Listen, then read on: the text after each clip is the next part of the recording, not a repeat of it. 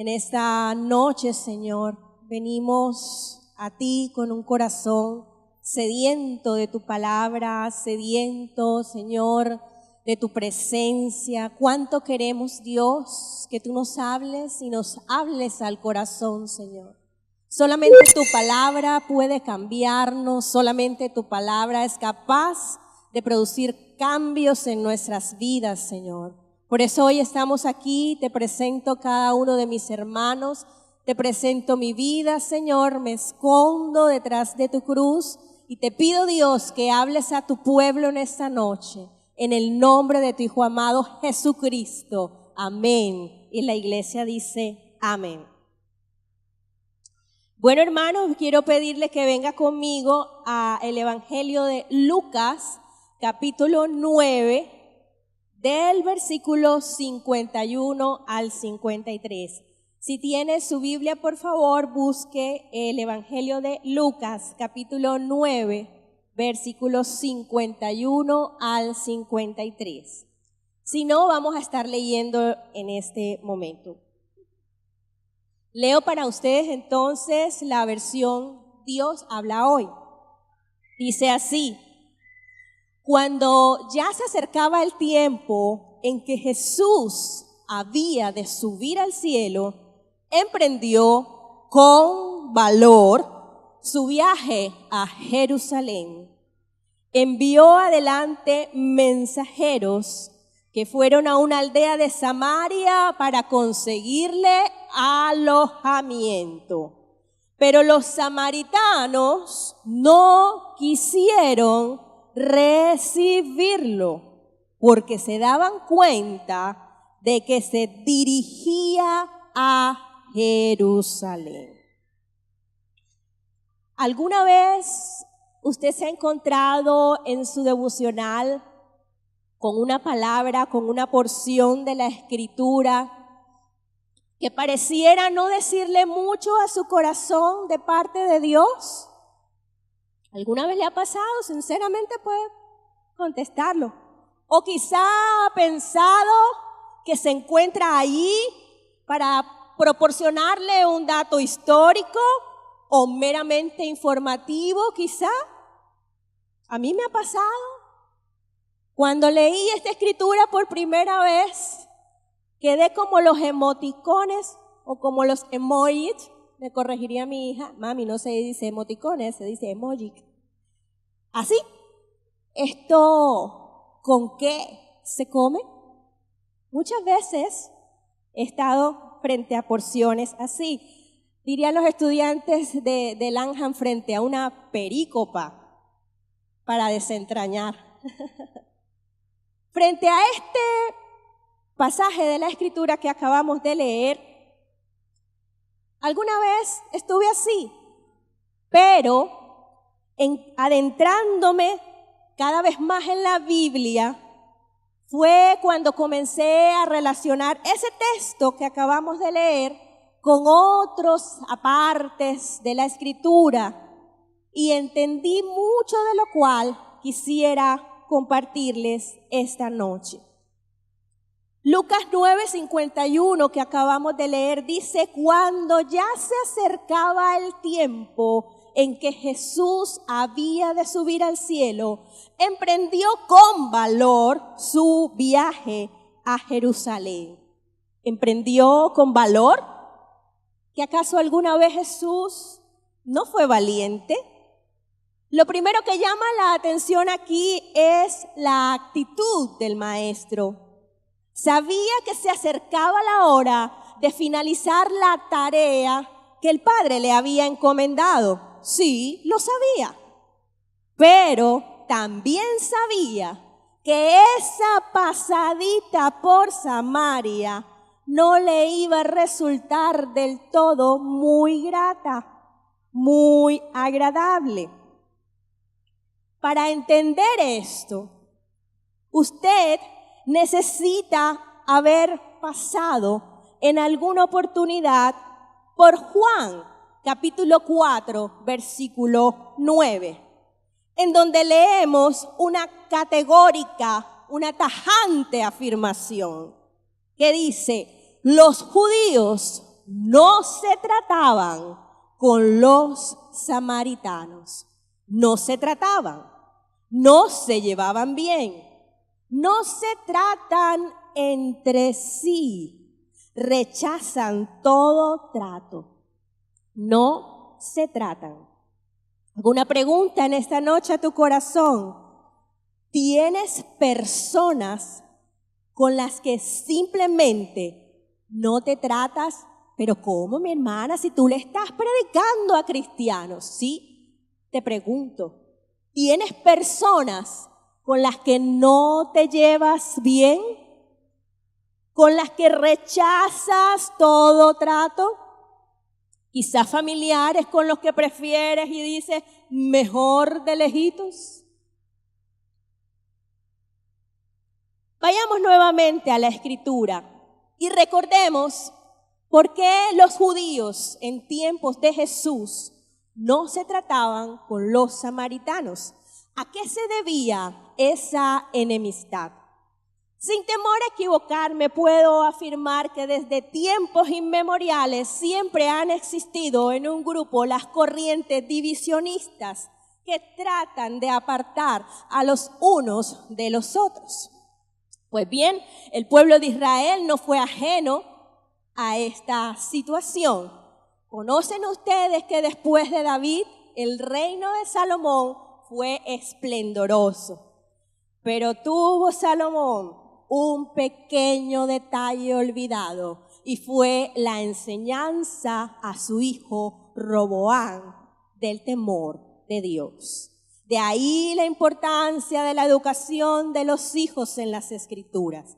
Resulta que cuando Roboam fue adulto y su padre ya había fallecido, el niño Roboam, el joven Roboam, decidió dividir el reino, apartándose del consejo de los abuelos, del consejo de los adultos, tomó 2 tribus de Israel y se fue con ellas a establecer la capital de Jerusalén.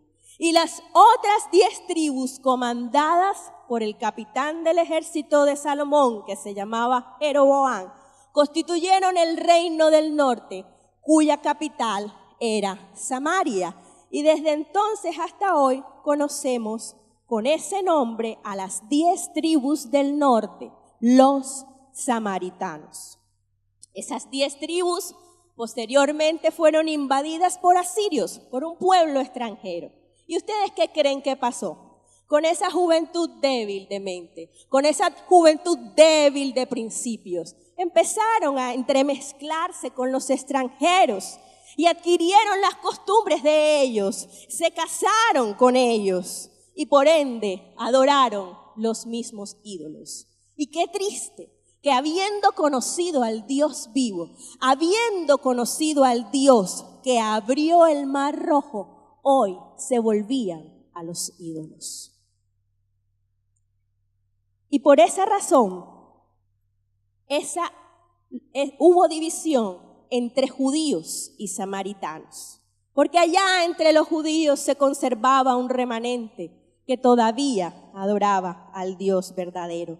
Pero los judíos miraban a los samaritanos con desprecio y los limitaban a participar del culto a Dios. Los samaritanos, menospreciados, decidieron levantar otro templo en el que se adoraba a los dioses paganos, pero también se adoraba al Dios eterno.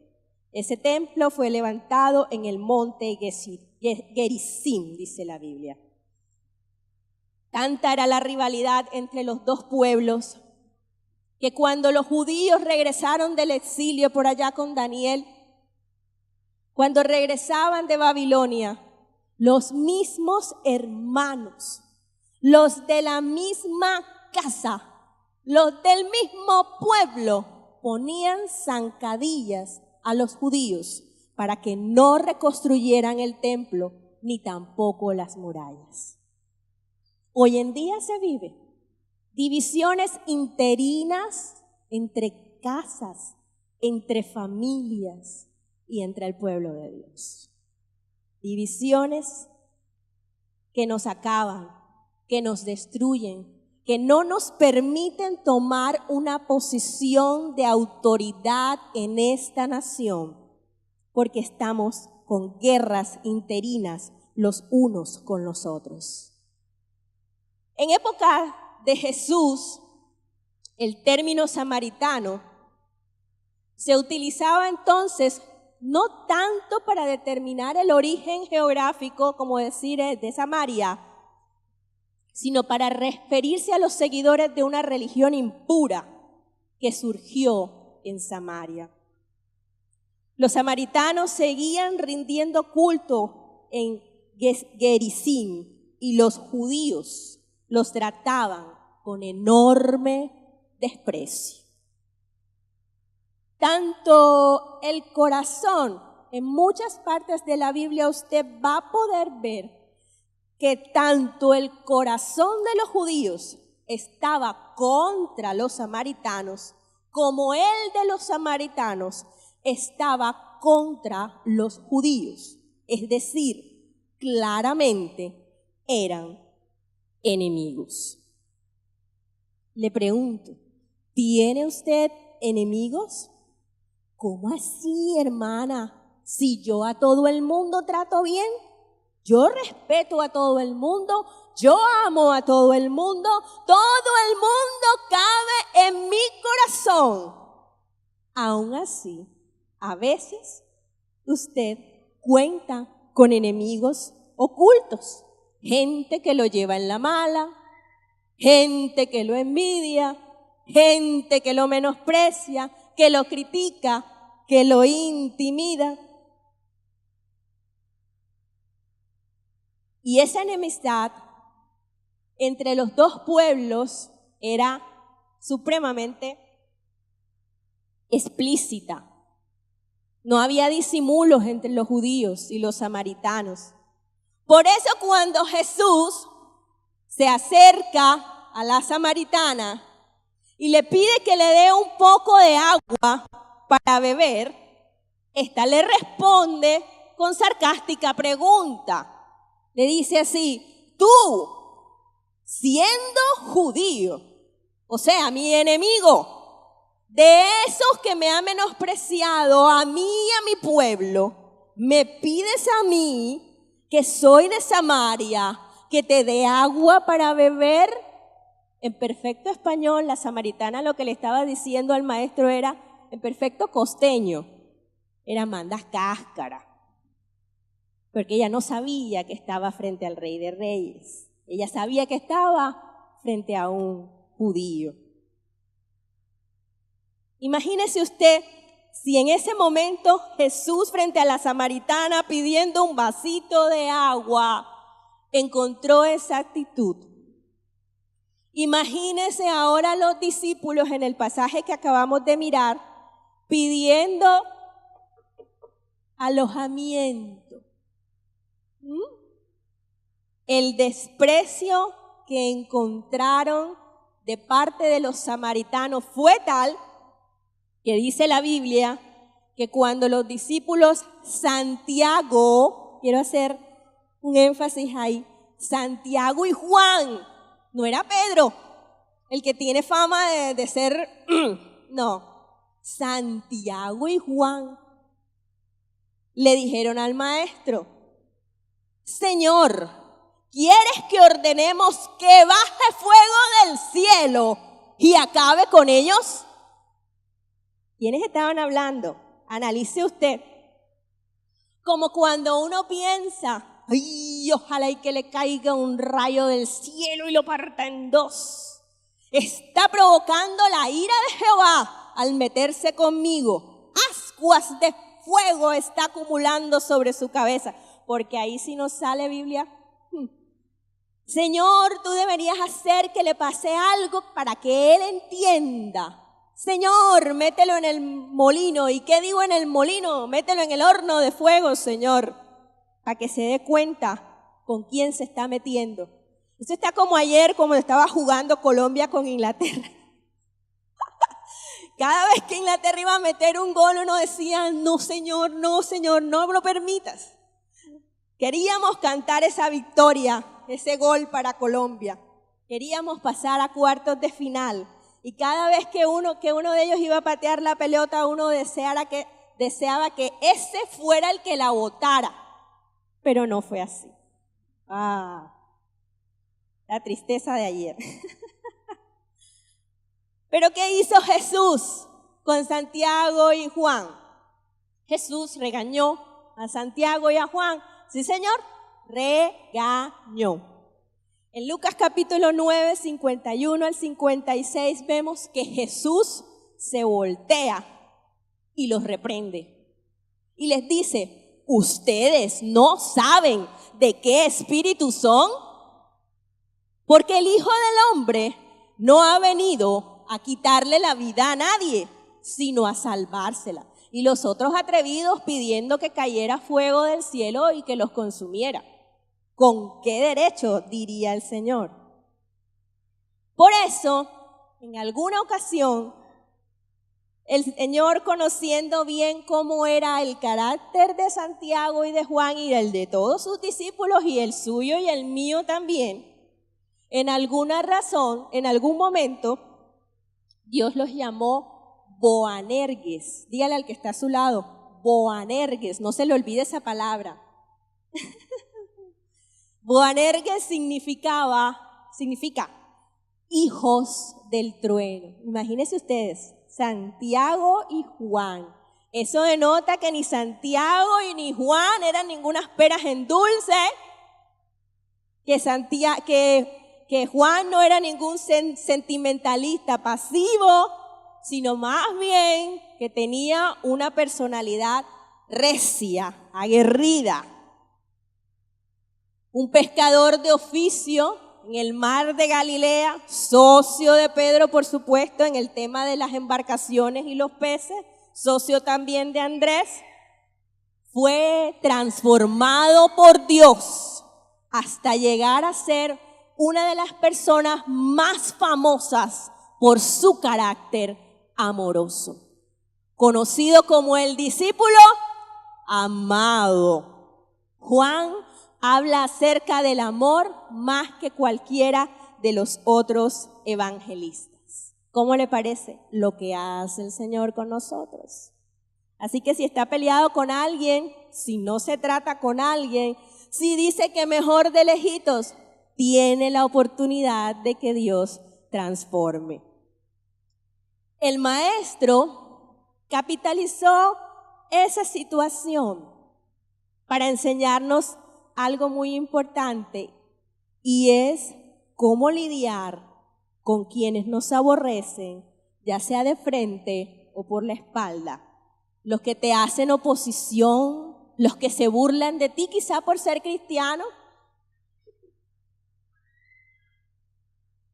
Una de las últimas películas de Satanás con las que me he encontrado en el mundo es que dicen que los cristianos somos de mente débil y por esa razón a veces nos hacen bullying. Y yo decía, Señor, ayúdame y enséñame cómo lidio con ese comentario que denota un poco de menosprecio hacia mí, hacia mi pueblo y hacia mi Dios. Y yo estaba así como Juan queriendo orar, Señor, que caigas fuego del cielo y los consuma. Pero el Señor me llevó a su palabra y me dijo, yo te di el ejemplo más grande de cómo lidiar con tus enemigos. Y el Señor Jesús lo hizo. Lo hizo porque esto dijo de sus enemigos estando en la cruz. Esos que le decían, si eres el Hijo de Dios, ¿por qué no te bajas de esa cruz? Imagínense, si al Señor le dijeron eso, ¿qué no nos pueden decir a nosotros? Pero ¿qué les dijo el Señor? Enseñándonos a luchar con quienes nos aborrecen o nos menosprecian. Ponga atención a esto. ¿Qué les dijo? ¿Qué dijo el Señor estando ahí en la cruz? ¿Alguien se acuerda? Perdónalos, porque no saben lo que hacen. Se necesita, Dios mío, tener una comunión con ese mismo Cristo perdonador, Salvador, que dio su vida por ti, por mí, para uno poder vivir la vida cristiana, dando ese ejemplo a la generación que se está levantando y que nos ve. Mis hijitos, muchas veces en las noches cuando llegamos a nuestros tiempos de oración y ellos empiezan a contarnos, mami, me pasó esto, tal niña dijo esto, me hizo esto. Mi esposo les cuenta cosas. Mi esposo trabaja en un lugar donde él tiene que atender a clientes de 1001 caracteres. Está el pasivo, está el colérico, está el que desde que llega no dice buenos días, sino que está funcionando esa cosa. Y muchas veces mi esposo les cuenta a mis hijitos qué hacer frente a esas circunstancias donde uno encuentra personas que uno no sabe ni por qué, hermano. Antes de salir de vacaciones, yo les contaba a mis hijos lo que había vivido, la situación tan terrible para poder yo salir de vacaciones a estar con mis hijos. Y les decía, mis amores, es un milagro que yo haya podido salir. Y por eso vamos a darle gracias a Dios. Y dice mi hija, mami, pero primero tenemos que hacer una cosa. Y yo, ¿qué cosa? Tienes que perdonar a esas personas que no querían dejarte salir. Es un corazón que está viendo todo, que está aprendiendo todo. Y así lo hice, mis hermanos.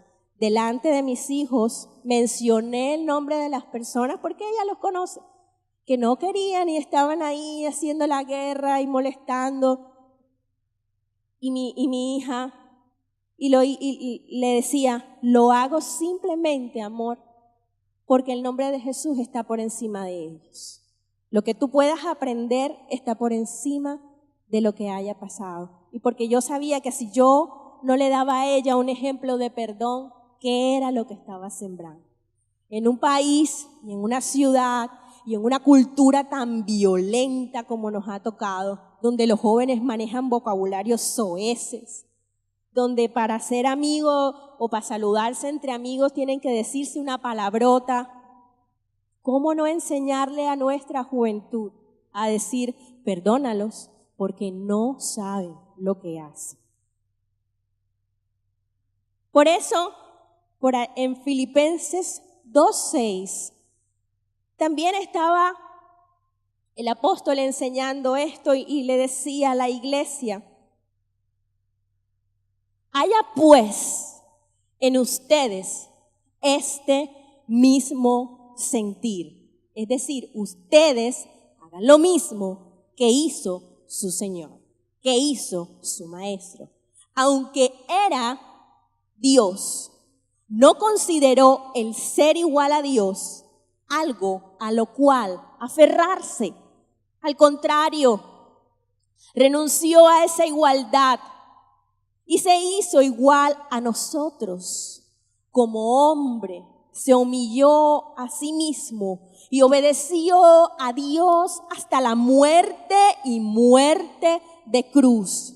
Y mire lo que dice, esta es la explicación. Por eso, por lo que les acabo de leer, porque se humilló, porque obedeció a Dios hasta la muerte, por eso Dios le otorgó el más alto privilegio y le dio el más importante de todos los nombres. Y si yo estuviera en esa silla, estuviera aplaudiendo el nombre del Señor.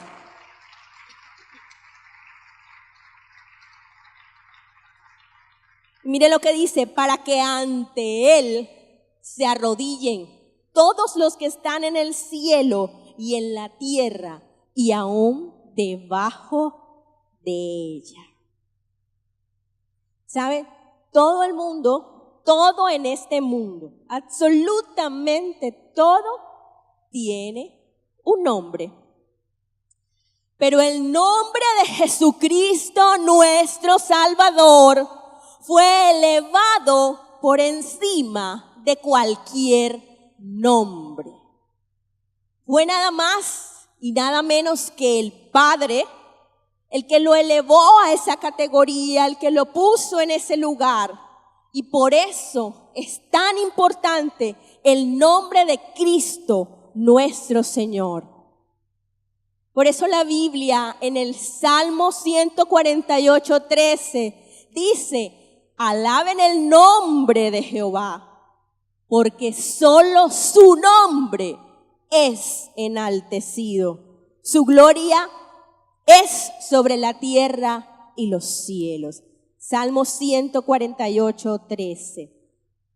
El Salmo 100, versículo 4, tan conocido, dice: entrad por sus puertas con acción de gracias, por sus atrios con alabanza, alabadle. Es una orden, una cuña para los que se quedan sentados y sin hacer nada cuando estamos en la alabanza. Bueno, alabadle, bendecid su nombre, bendecid. El diablo y los demonios que quizás te tienen oprimido tienen un nombre. Las enfermedades tienen un nombre. Las autoridades de una nación tienen nombre. El sistema financiero, político, el sistema educativo, todo se tiene que postrar ante el nombre de Jesús. Por allá en Hechos, capítulo 4, versículo 9, están hablando los discípulos y dicen: nos interrogan hoy por haber hecho una buena obra a un inválido. ¿Quieren saber cómo fue sanado?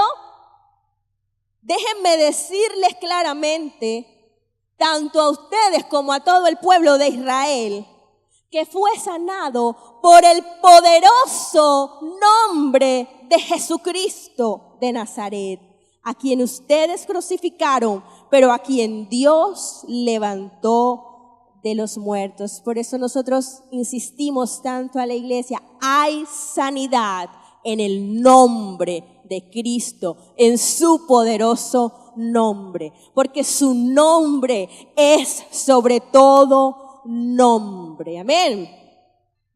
Por eso, una buena manera de orar por nuestros enemigos es levantando el nombre de Jesús sobre ellos. ¿Sabes? Quizás tus enemigos no sean físicos, sino emocionales, como la depresión, el desánimo, la amargura, el resentimiento. Quizá tu enemigo se llama deseo de pecar. Quizá tu enemigo se llama pobreza, se llama estancamiento financiero, pero el nombre de Jesús está sobre el nombre de tus enemigos. ¿Tú lo crees? Algo más, un regalo final del Señor. En Juan capítulo 14, versículo 13, leo para ustedes, mire lo que dice: y todo lo que pidieres al Padre, ¿en el nombre de quién? En mi nombre lo haré. Eso es un cheque en blanco, iglesia. Eso es un cheque en blanco. Todo lo que pidieres al Padre en mi nombre, tan grande es el nombre de Jesús, que Él se atreve a decirle a los discípulos y se atreve a decirlos a nosotros. Dependiendo de la voluntad de Dios, todo lo que pidieres al Padre en mi nombre, lo haré para que el Padre sea glorificado en el Hijo. ¿Ven? Si ese aplauso fue para el Señor, denle un aplauso al nombre de Cristo.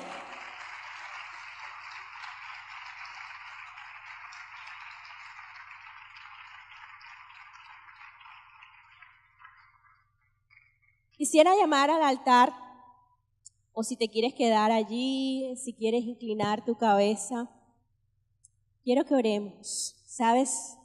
De lo que parecía que Dios no iba a hablar, de esa porción pequeñita que parecía contener solo datos históricos, Dios habla al corazón. Cuando tú te metes en las Escrituras y caminas en ellas, vas a encontrar los tesoros de la palabra de Dios. No te quedes con esta porcioncita. El llamado primero de esta noche es a la iglesia y a decirles que escudriñen las Escrituras, porque bien dijo el Señor que en ellas tenemos vida eterna. Y qué pesar da a veces caminar por las calles o por las oficinas o por los trabajos y encontrar cristianos que algún día fueron excristianos por una sola razón: dejaron de alimentarse del pan de vida que es la palabra de Dios. Si quieres venir al altar, el altar está abierto. Oh, exaltamos tu nombre, Señor. Hoy levantamos tu nombre en un ambiente de alabanza, Señor. Te glorificamos, te bendecimos, Señor. Recibe la gloria, dale honra, dale gloria al nombre de Cristo, el nombre más grande que hay en los cielos, en la tierra y debajo de la tierra. Te bendecimos, Señor. Precioso Dios, te amamos, amado Señor. Oh, quizá tu enemigo se llame torpeza. Quizá tu enemigo se llame mentalidad corta. Quizá tu enemigo se llama enfermedad. Quizá se llame oposición familiar. Quizá se llame murmuración. Quizá se llame cansancio. Se llame debilidad. El altar está abierto para que levantes el nombre de Cristo sobre tus enemigos. Y Señor, hoy recordamos el nombre de nuestros enemigos, pero lo hacemos, Señor, solo para poner tu nombre sobre ellos, Dios. Hermoso, eres hermoso, Señor. Jesús, exaltamos tu nombre. Levanta tus manos ahí donde estás, en señal de levantar el nombre de Cristo. Levanta su nombre, iglesia, y abre tu boca y exalta el nombre del Señor. Nombre exaltamos, tu nombre levantamos, el nombre de Cristo. El nombre de Cristo. Oh, exalta el nombre de Jesús, Precioso, que es sobre todo nombre. El nombre de nuestro Salvador. El nombre del que murió en la cruz por nuestros pecados. El nombre del unigénito Hijo de Dios. El nombre de aquel que tomó forma de siervo, hecho semejante a nosotros. El nombre de Emmanuel, que significa Dios con nosotros. El nombre del único y soberano Dios. El nombre del admirable. El nombre del Creador. El nombre de nuestro Rey. Te exaltamos, Señor. Levantamos, tu nombre exaltamos, el nombre de Cristo. El nombre de Cristo. Tu nombre exaltamos, tu nombre levantamos, el nombre de Cristo.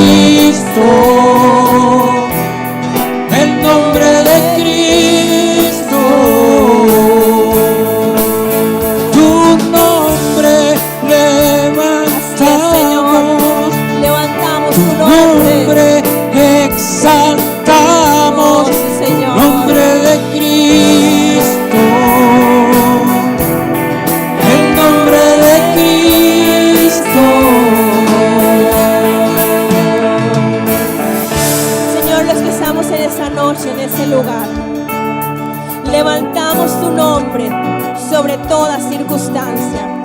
Dios, yo levanto tu nombre sobre cada petición de oración que hay aquí, sobre cada circunstancia que cada persona te está poniendo, Señor, en tus manos en esa noche, sobre cada nombre que ellos están pronunciando, Dios, sobre cada dificultad, sobre cada problema. Levanto tu nombre sobre la tristeza, levanto tu nombre sobre el dolor, levanto tu nombre sobre la depresión, pero también levanto tu nombre sobre la pobreza, levanto tu nombre sobre la esclavitud financiera, levanto tu nombre, Señor, sobre la mala administración del dinero, Señor, en el nombre de Jesús. Levanto tu nombre también sobre toda enfermedad, sobre todo cáncer, sobre todo lupus, Señor, sobre todo problema del corazón, de las arterias, en el nombre de Jesús.